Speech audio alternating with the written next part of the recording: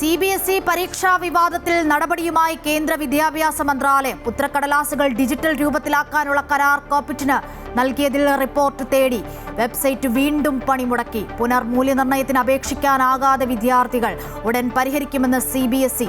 കേന്ദ്രമന്ത്രി ധർമ്മേന്ദ്ര പ്രധാന്റെ രാജി ആവശ്യപ്പെട്ട പരസ്യ പ്രതിഷേധത്തിന് കോക്രോച്ച് പാർട്ടി. ശനിയാഴ്ച ഡൽഹി ജന്തർ മന്ദിറിൽ പ്രതിഷേധ റാലി.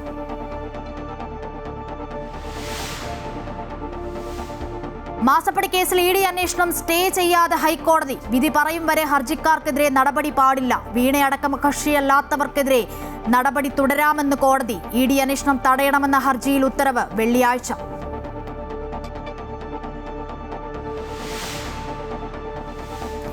LPG വാണിജ്യ സിലിണ്ടറുകളുടെ വില വീണ്ടും കൂടി.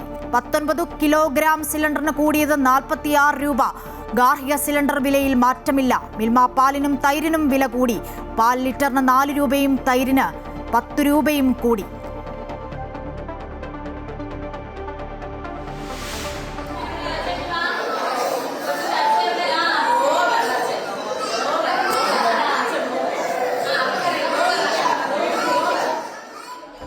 കുരുന്നുകൾക്ക് ആവേശമായി പ്രവേശനോത്സവം. Thiruvananthapuram Pattom government model girls higher secondary സ്കൂളിൽ പ്രവേശനോത്സവം ഉദ്ഘാടനം ചെയ്തു മുഖ്യമന്ത്രി VD സതീശൻ. വിജ്ഞാന വിസ്ഫോടനത്തിന്റെ കാലത്ത് പുതിയ അറിവുകൾ തേടുന്നതിൽ കരുതൽ വേണമെന്ന് മുഖ്യമന്ത്രി.